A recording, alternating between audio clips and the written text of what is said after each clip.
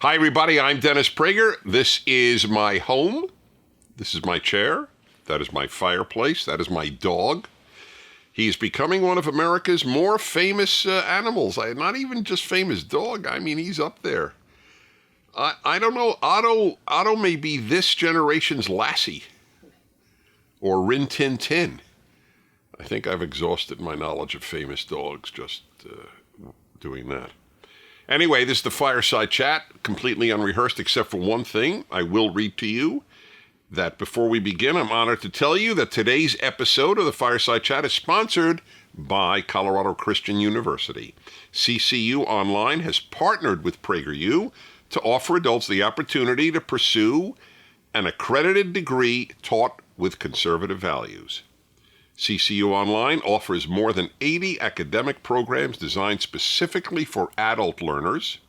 Most classes at CCU Online are only 5 weeks long, so you can take one class at a time and still have time for the rest of life's adventures. All courses incorporate a Christian-centered worldview that has been a cornerstone of the university for more than a century. So, whether you need to finish your bachelor's degree or start your master's or doctorate degree, you should consider attending CCU Online. Go to PragerU.com/CCU and fill out the form to receive more information. No obligation, of course, on the school. You'll get connected with an enrollment counselor who can help put together a degree plan that fits your schedule. Okay. Well, hi, everybody. I want to talk to you about this for one moment. Have you heard of the concept of disinformation? Disinformation is the opposite of information. It's incorrect information. We bathe in it. It's a big problem. How much false information people get because people have an agenda that is greater than truth. Because everybody who has an agenda, not everybody, obviously, some people put truth first, but people have the belief that their agenda is so noble that they don't have to tell the truth. I'll give you a good example that has nothing to do with politics. Many years ago, well, I don't know maybe 20 years ago, 15, 20 years ago, one of the cancer societies, I don't remember which, it doesn't matter, made an announcement that the following percentage of women will get breast cancer. And it was a very high percentage. And therefore, every woman should get a mammogram.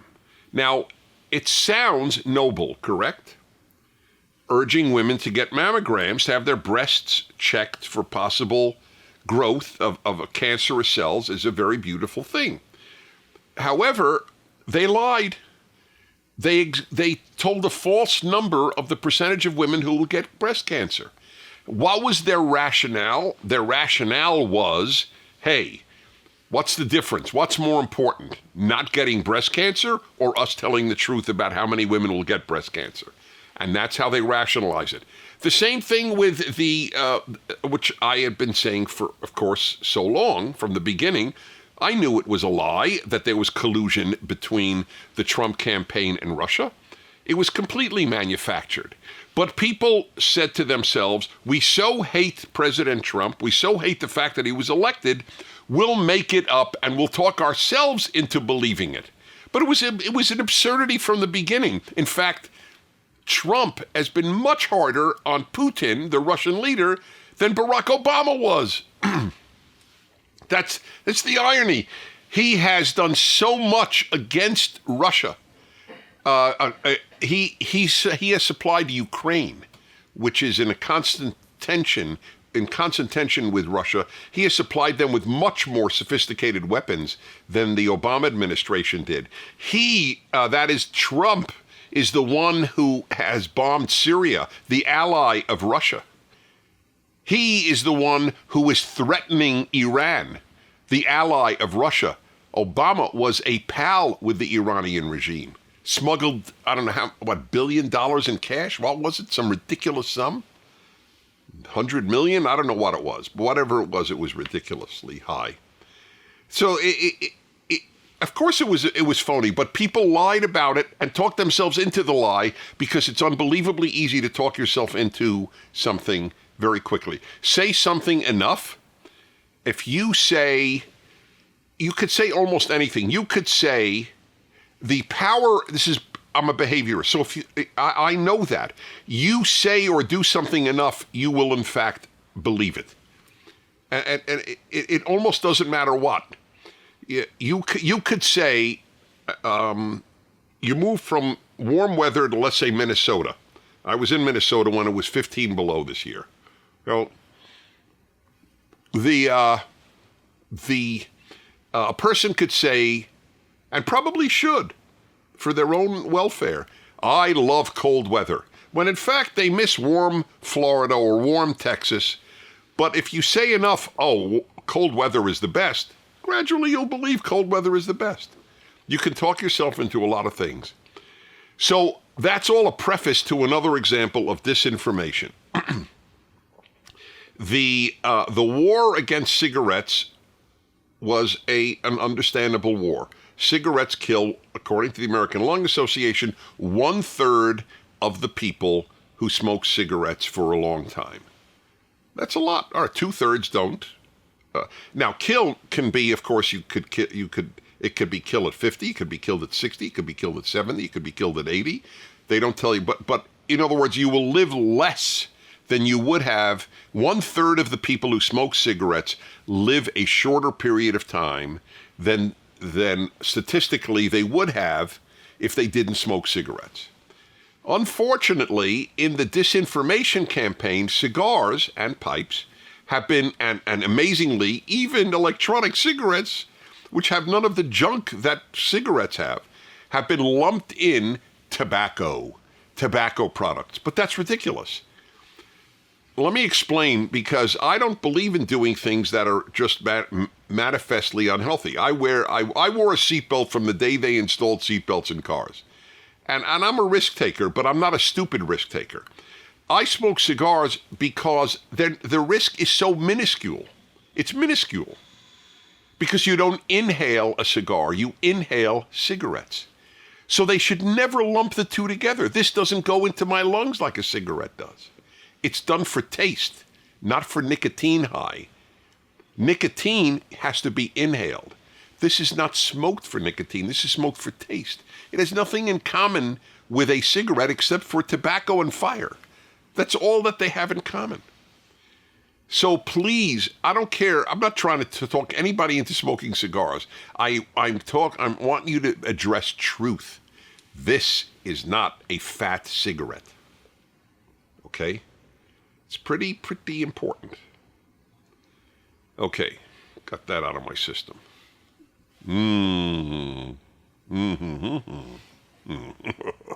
Okay. Now, I usually begin, well, I began. This was a beginning comments. But today I'm going to just do the rest of the time some of your questions, because we got a particularly interesting batch of questions from beginning with Douglas, 14, in Texas.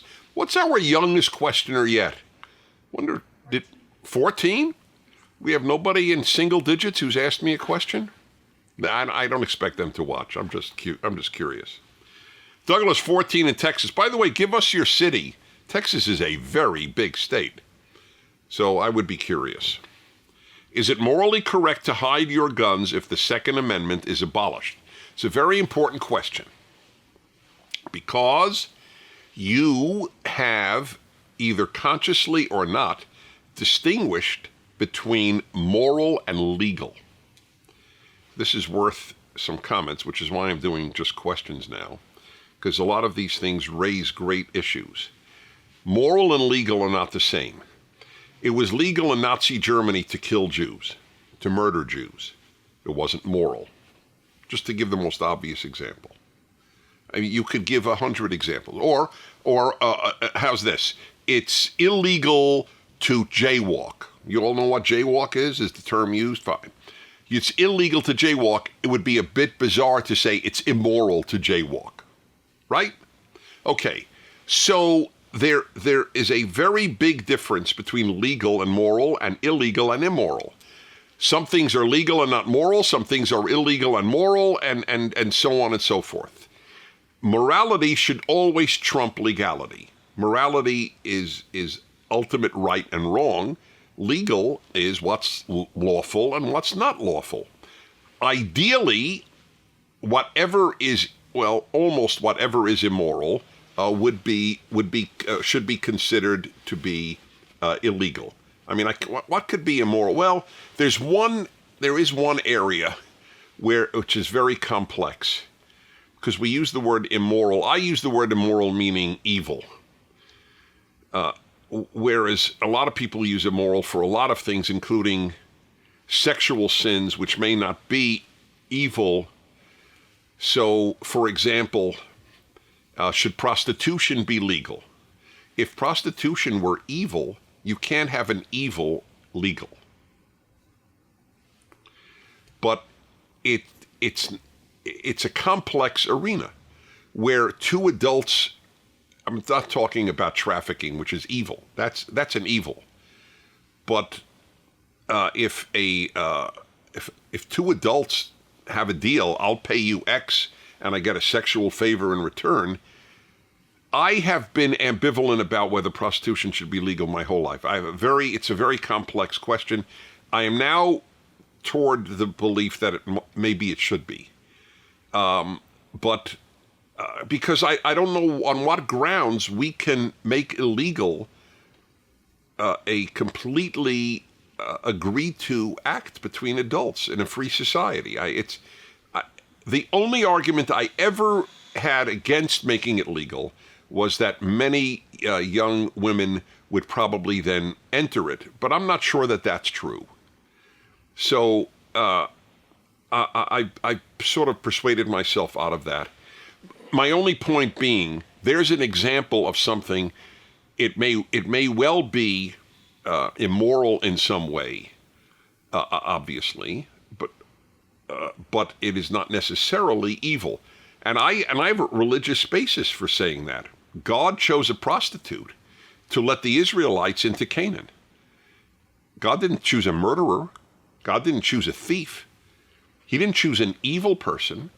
Clearly, God would prefer a world where there were no prostitution. That's the implication of the Bible, but it's not an evil. So I'm very clear in my own mind about the issue of evil and legal and illegal and good and so on. Okay. So anyway, back to this. So now your question. The right to bear arms, to my mind, is not just legal, it is moral. To deprive me of the ability to defend myself and my family is not moral. I see this, and so did the founders of the country. They saw it as a moral issue. The ability to protect yourself is a moral issue, not just a legal one. So if the government did something immoral, would I be immoral in not living by that immorality? That's what the question is. I mean, if let's say if the government banned homeschooling, which I think a lot of the left would like to ban, they don't. In Germany, it is largely banned. So don't think that this is a far-fetched idea. They don't like the idea that parents will teach their kids and the schools won't, because the left controls the schools and they want to be able to indoctrinate, and they know that 90% of homeschooled families are conservative. I'm just making that up. It may be 100%, it may be 80%. So there are times, look, we have civil disobedience throughout American history where people thought the government sanctioned Jim Crow laws, right? The government said, you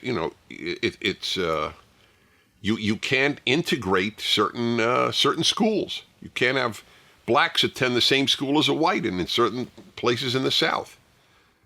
We all believe today that when blacks entered those schoolrooms illegally, they were doing something moral. I believe that. I assume you believe that. So that's my answer to your question. The distinction between the legal and the moral. Now, generally speaking, I understand that this could be a slippery slope. If everybody chooses what's moral, then nobody will obey the laws of the land, right? That's a danger. I agree with you. I agree with you. I just said it. Isn't that funny? I agree with me. I don't always agree with me, but in this case, I do agree with me. So that's a danger. You can't always say, I am higher than the law of the land. Otherwise, you would have sort of anarchy. I understand that. But on occasion, you do have to rise above the law of the land when there's truly a major moral issue involved. Okie dokie. Josh 17, today's teenage questioning day. Josh in Portland. Uh-oh.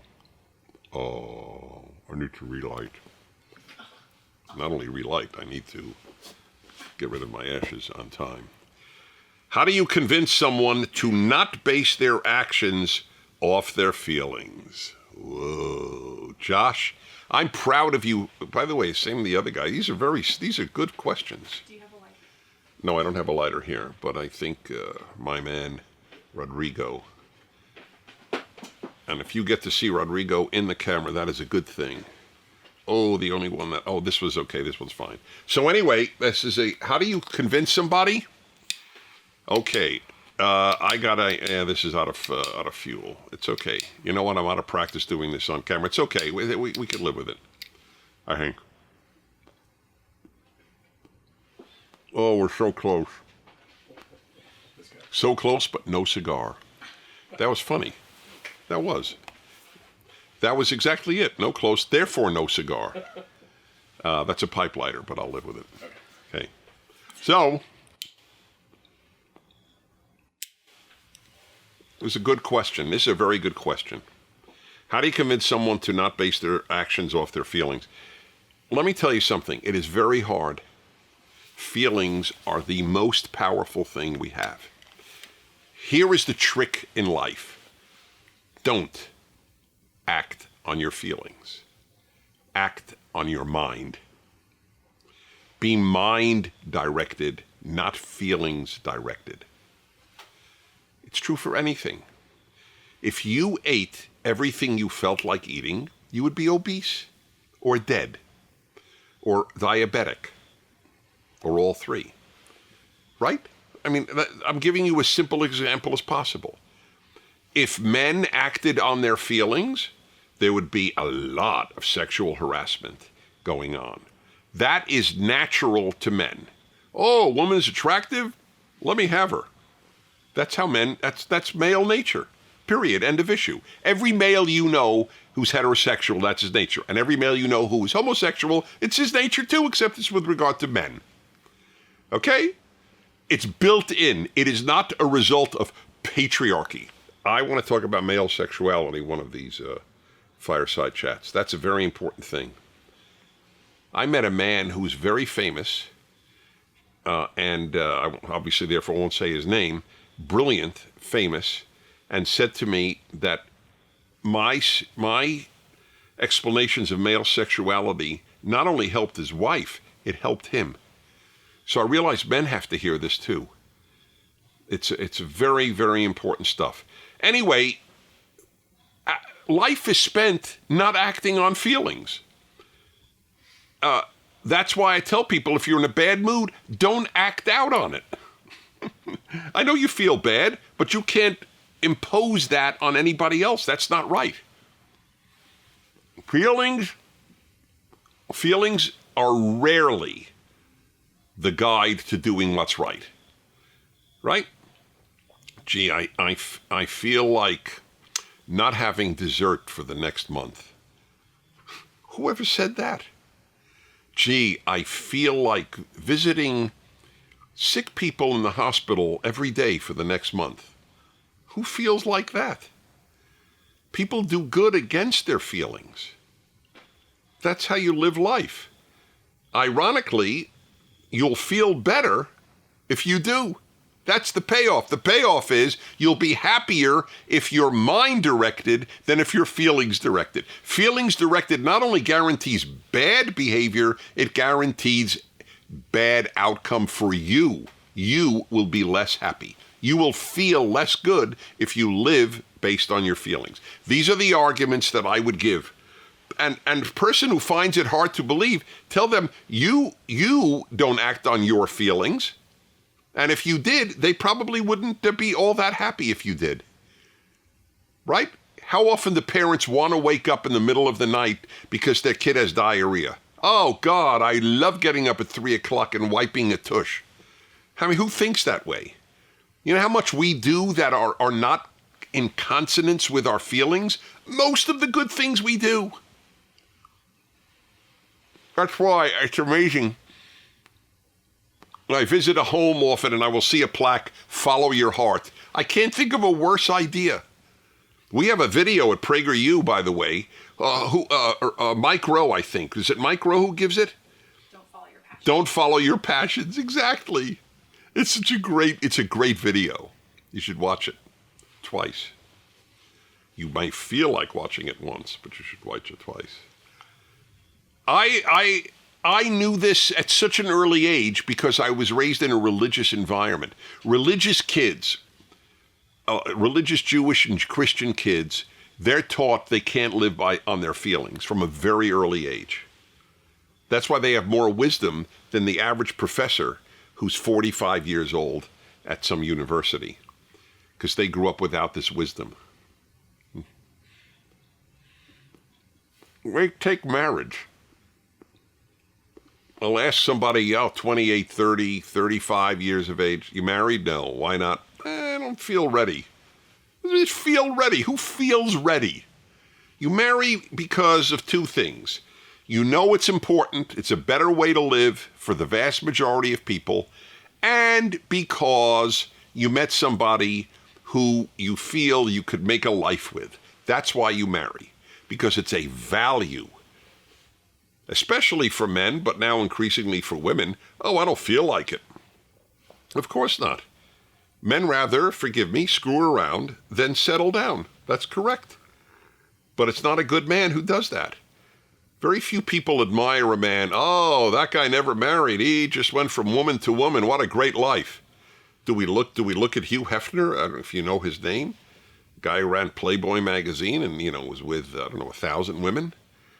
People think, oh, there's a man I admire. Maybe there's a man I envy, but not there's a man I admire. By the way, even he got married, ironically. And I think he was faithful when he got married, interestingly enough. Anyway, that's to answer your question. How do you convince someone not to base their actions off their feelings? Give them any example you want.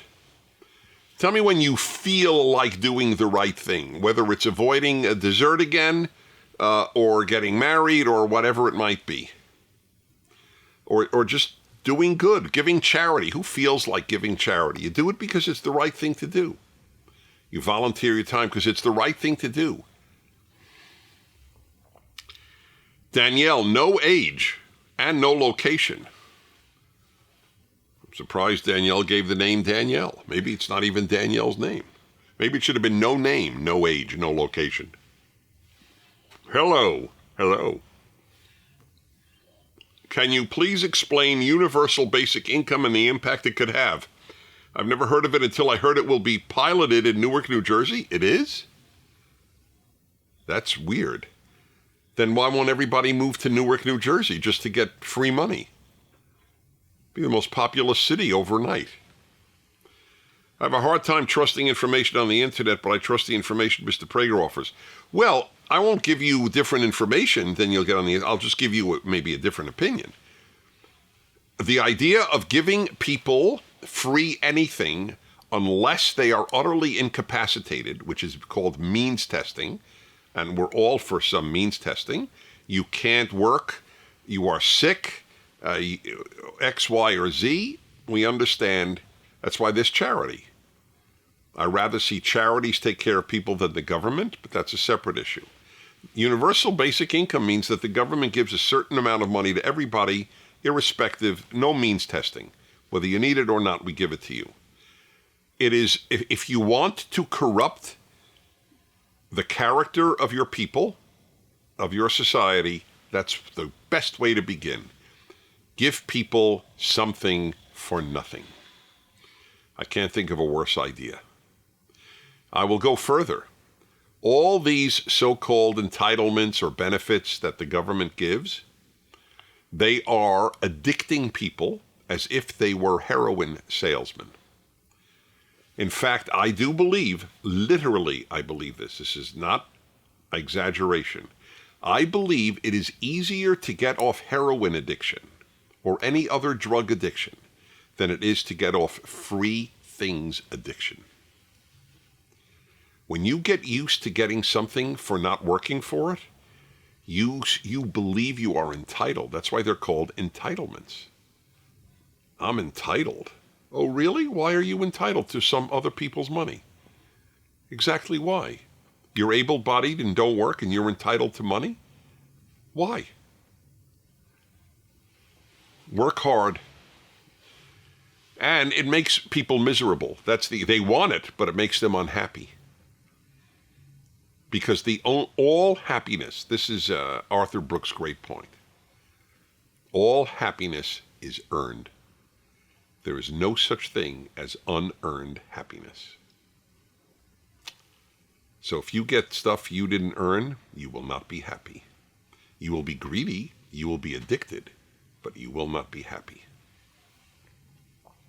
It's another way in which the left ruins everything. See my video titled, "The Left Ruins Everything." Okay, Joseph, 35, Maryland, what's your take on declining marriages? You mean the declining rate of marriage, right? I assume that's what he means? Yes? Not failing marriages, declining. I basically said it. It's a value. And as we get more secular, it was a religious value. It was the basic Judeo-Christian. I mean, every religion had it as a value. As we get secular, we get stupid. There's no doubt in my mind about that. Doesn't mean not knowledgeable. It means foolish. So why get married? Hey, why get married? I'll have a significant other or a boyfriend or a girlfriend, or just live on my own, and I don't need to build a family. That's a pain. I'll just look to career for happiness and meaning. Good luck with that one, my friends. Good luck. How are we doing on time? 27. Do I always ask at the right time or what? Here's an interesting one. Jessica in Washington State. If Jesus was Jewish, why don't Christians practice like Jews? So I'm Jewish, so obviously I'm not giving, I will give you the Christian answer as I understand it, but please understand it's as I understand it. But I do know Christianity pretty well, and I'm very comfortable in the Christian world as in the Jewish world. I truly am one of the few people equally knowledgeable and comfortable in both worlds. I'm not bragging, I'm just telling you something so you'll know my answer comes from a good place. So the answer, the classical Christian answer is that Jesus' coming fulfilled the law. That is the term Christians would use, that all these many laws given to the Jews in the Old Testament, specifically the first 5 books called the Torah, they were, as it were, fulfilled in Jesus' life and death and resurrection, and that is not binding on Christians, on followers of Christ. So that's the Christian answer. And I, as a Jew, I will admit I've never fully understood it. And I have talked to Christians. I'm having a big dialogue with a major Christian theologian at the Reagan Library coming up in a few years. It sold out a long time ago. But I hope that, I know they'll be streaming it.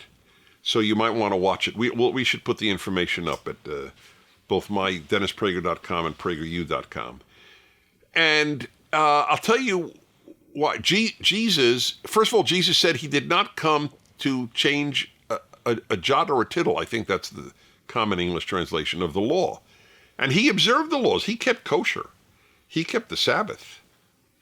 So it's a very interesting thing. I have always asked Christians, how do you know which laws of the Bible to keep and which you can drop? So, for example, obviously every Christian believes you keep thou shalt not murder, thou shalt not steal. That's a given. Well, love your neighbor as yourself. These are all from the Old Testament, from the Torah. No Christian says, oh, Christ came, I don't have to love my neighbor as myself. It's never occurred, all right? It's not an issue. In fact, Jesus says, love God and love your neighbor, the two great pillars of Christian faith. So, but it's a little complex on other stuff. For example, the Sabbath. I have asked Christians for decades, 30 years. I have asked Christians, I mean clergymen, I mean people serious, knowledgeable about their Christianity. Are you bound by the commandment to keep the Sabbath? It's in the 10 Commandments. Guess what the answer has been? 50% have said yes, and 50% have said no. I never know what the Christian I ask will answer. So, but it's a very fair question. Is it really the idea that you take one day each week not to work, but to celebrate God's creation of the world? To affirm that God created the world and rested on the seventh day, and I rest on the seventh day too? Why is that just Jewish?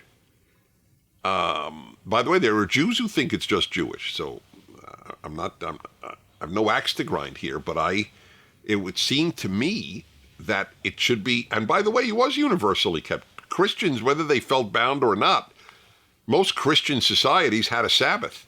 They may not have called it the Sabbath, they may have called it a holy day. They may have called it, as in Russian, the Resurrection Day, commemorating the resurrection because it happened on a Sunday.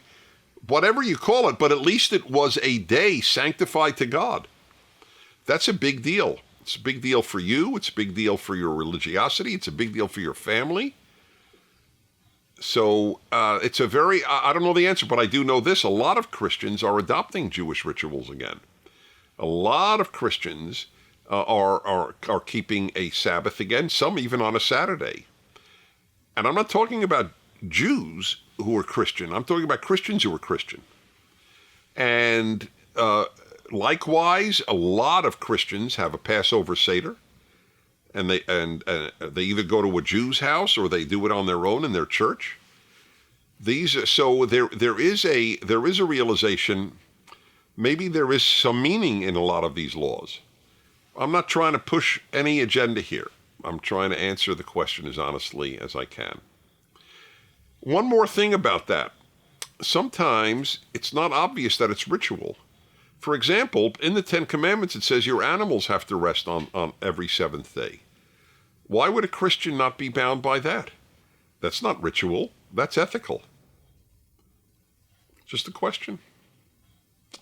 I think time's up. We have a fun question here. We'll do it next time. Anyway, what can I remind you? I could remind you to watch the PragerU videos and have your kids watch them if you are a parent. If you're a kid, watch those videos. They are life-enhancing. Also, I'd like to remind you that if this stuff interests you, even if you're an atheist, please read my ongoing series on commentary on the first 5 books of the Bible called The Rational Bible. The second volume will be coming out in a month, and I know it will touch your life deeply. In the meantime, thanks for watching. From my home to yours, God bless you. See you next week.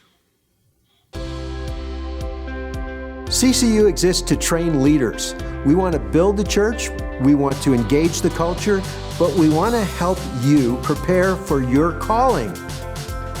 Our adult and graduate studies programs give adult students the opportunity to earn their degree at their own pace, whether you're studying at home, the office, or somewhere in between. The possibilities for online education are now endless. However, many students who enroll in online programs don't finish. Why is that? Because they don't have the support team to help them get through the program. And that's part of the CCU difference. We do have that team to help you, not only orient you to studying online, but also to help you finish the program, get your degree, and achieve your goals.